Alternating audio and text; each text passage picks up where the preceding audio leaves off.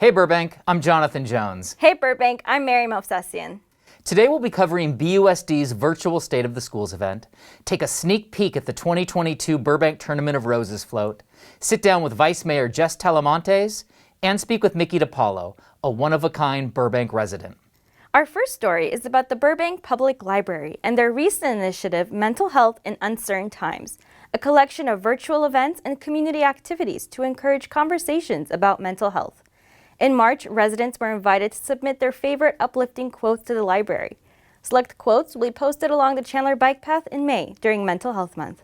It's been an incredibly difficult year, and here at the library, we understand the tremendous power that words have. So sometimes seeing the right words at just the right moment can make all the difference in your state of mind. So we're hoping that by having these inspirational quotes that have been submitted by community members posted along the bike path, as well as doing this programming series on mental health and wellness in partnership with the Family Services Agency of Burbank, that we can help the community heal in a small way. The library has many more informative and inspirational events like this one planned through May. Check them out at burbankpubliclibrary.org. You know, a saying that gets me through challenging times is your only limit is your mind. What's a saying you like? If there's a problem, there's a solution. Nice. The Burbank Arts and Education Foundation and the Burbank Unified School District recently held a virtual State of the Schools event. Superintendent Matt Hill discussed the challenges and triumphs from last year, while also looking ahead to the future. It's been quite a year since the last time we got together for an update like this. We saw some hardships, we experienced losses, we overcame challenges, and we focused on a lot of successes along the way. But the future is bright here in Burbank. Dr. Hill went on to talk about the district's budget challenges, first dose of the vaccine being offered to all BUSD employees, and bringing students back safely in the afternoons for the last 2 months of the school year. If you'd like to watch the State of the Schools event, please visit the Burbank Arts and Education Foundation's YouTube page. On March 16th, the City Council approved the Burbank Tournament of Roses 2022 float rendering titled An Unlikely Tale.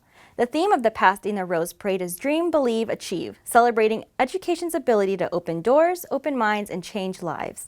The winning design, submitted by Burbank resident Jonathan Friday, features a young knight and a dragon who set aside their differences to share a good story. The float is expected to be approximately 55 feet long. The dragon will raise his head to nearly 25 feet in the air, while his tail arches to 15 feet above the pavement. The giant dragon and knight are envisioned as being the float rather than riding on the float. The dragon's massive legs will be animated to appear to walk along the parade route. His tail will sway from side to side in large graceful arcs.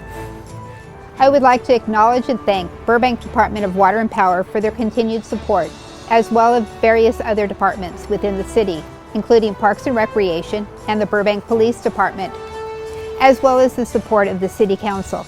After the disappointment of last year's parade cancellation, we and the community are looking forward to returning to working on the float and creating another award-winning entry.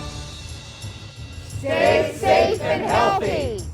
Each year, hundreds of volunteers come together to help build and decorate Burbank's Rose Float. To learn about how you can get involved, visit burbankrosefloat.com. Now we're going to turn it over to our Public Information Officer, Simone McFarland, who is with Vice Mayor Jess Talamontes.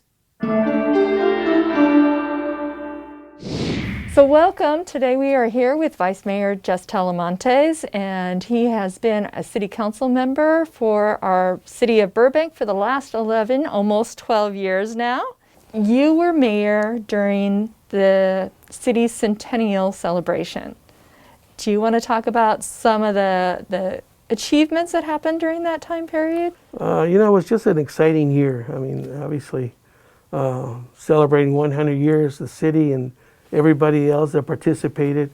We had a lot of commitment from the studios. We had the airport was a big player because we had a flight when we were doing our big showdown on Olive, right here in front of City Hall. Mm-hmm. We had about 10 airplanes from different eras. From different eras, were coming down straight down Olive from the hillside. Wow! Straight down Olive and over our party that we were having there I mean, it was just full. The streets were full of the public was there. All the residents came out. And Mickey and Minnie, of course, came out. I was proud and honored to be mayor at that time because, you know, there's only one person who's going to be called Centennial Mayor. I know that one of your sons has followed in your footsteps. Can you talk about that? Yes, I'm really proud of that. Eric, my oldest son, is a battalion chief with LA City Fire. He started on the fire track right out of high school. Maybe even his senior year. He says, Dad, I want to be a fireman like you. What do I have to do? And I go, well, you've got to go to school to get some fire science classes. You've got to get your EMT. And he did. He stayed focused. He's been very successful and stayed true to what he wanted to do back as a senior in high school. But I'm proud of all my three kids, obviously. You know. Somebody that's up and coming, maybe somebody that's in high school now, what kind of information would you tell them? How would you inspire them, and what kind of words of wisdom would you give them? You know, I think bottom line is be accessible. Be accessible to the public. Remember where you came from. Don't forget that one of the things that early on when I was first elected, I was told, whenever you go visit another elected, for example, if we go to Sacramento or Washington, D.C., don't always go with your hand out. If that hand is out, it's to shake their hand. Not just because I'm here because I want this or we need this. The first conversation should be, how's the family? How are you doing? You know, but that's what I was really told, and I'm sticking to it every time. Even if I don't go to a certain individual, a certain elected official in Sacramento or D.C., but I've known them, I've talked to them. I just stop by the office and tell the Congressman Schiff that I was here. I'm just saying hi. I think being accessible and being honest with your constituents. I mean, you know, being open and transparent. I know that word is used a lot, transparent, but it's true. I mean, you have to be transparent and honest with the people that voted for you to get into office, and everybody else, the ones that didn't vote for you either, because you represent all of them, right? Great. Well, there you have it. We have words of wisdom from Vice Mayor Jess Talamontes. Thanks so much for coming in. Really appreciate it. Thank you for the interview. Our final story today is about Burbank resident Mickey DiPaolo, who will be moving out of state after living in Burbank for over 60 years. His involvement in numerous organizations throughout our community has made him a legacy. You served in Vietnam and went on to chair the Burbank Veterans Committee. What has working with veterans meant to you? To say it's been a passion of mine and a win-win situation is an understatement. I've been honored to work with the wonderful people on our committee and the city, but and then especially with the veterans and their families. You know, we want to give them the most respect and honor that they and their loved ones deserve, and that's what we strive for.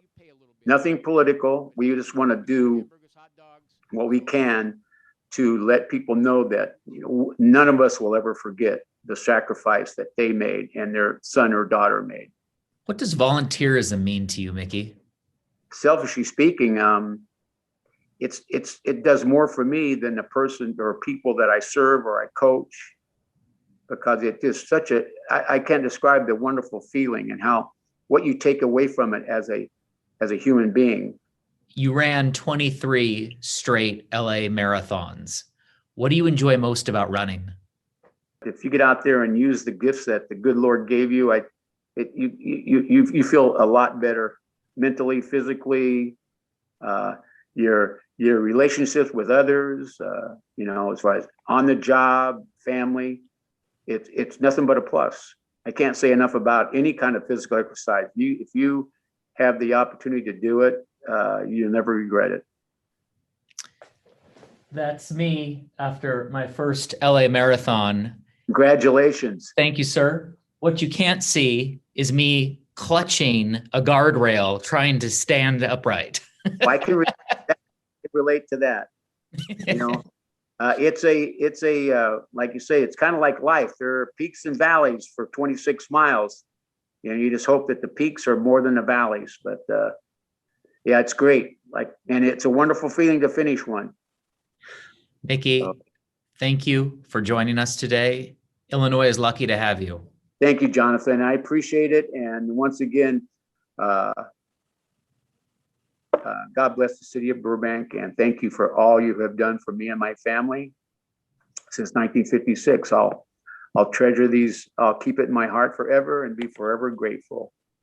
And I hope everybody stays healthy. And once again, thank you, Jonathan. I wish you the best. And Thank you, sir. keep doing those marathons, brother. Okay? I'll try. Thank you, sir. All right. Take care. That's our show for today. Until the next episode, catch all city updates on our social media pages and our website. Thanks for watching, everybody. Bye, Burbank.